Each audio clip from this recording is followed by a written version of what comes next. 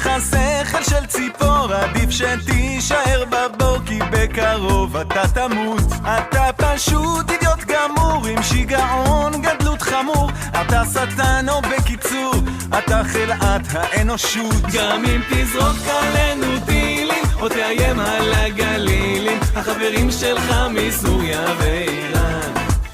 גם אם תפיל כאן עוד קטיושות, תדע שאין כאן שום ירושות, ביחד נתגבר על הצרה. יאללה יא נסראללה, נדפוק אותך אינשאללה, נחזיר אותך לאללה עם כל החיזבאללה. יאללה יא נסראללה, תלך מפה יא זבאללה, נמצא כבר מלמעלה שזה הסוף שלך.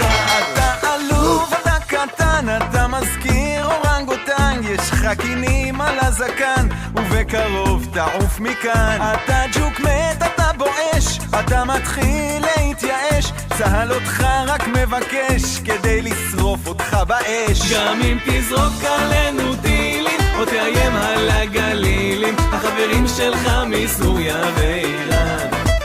גם אם תפיל כאן עוד קטיושות, תדע שאין כאן שום ירושות, ביחד נתגבר על הצרה.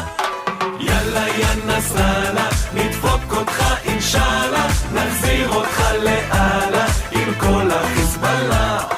יאללה יא נסראללה, תלך מפה יא זבאללה, נגזר כבר מלמעלה שזה הסוף שלך.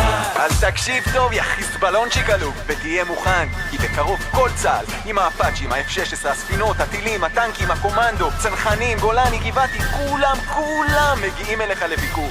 אז תנשום כמה נשימות עמוקות ותהנה מהן, כי אלה הנשימות האחרונות שלך, יא קל.